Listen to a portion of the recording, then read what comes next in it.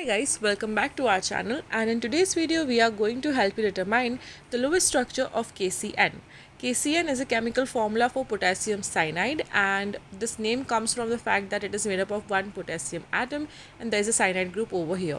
Cn basically represents the cyanide group, and this is what is going to help us to draw its structure. Now this structure will be quite different from the ones that we usually see on this channel.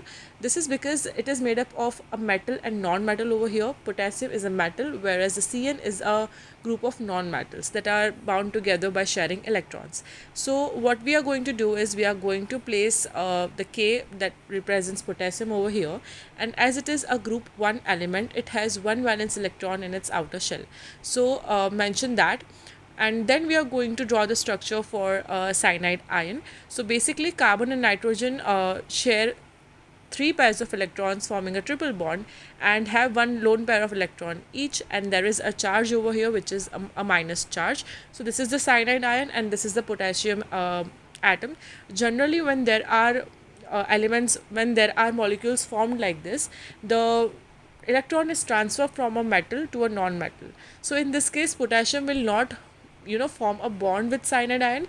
Instead it will give away its only electron to this ion and will acquire a positive charge, and cyanide ion as it is has a negative charge on it. So this is how you sometimes can write the Lewis structure of KCN ion. And we often also place brackets around potassium as well, because there are formation of ions in these molecules.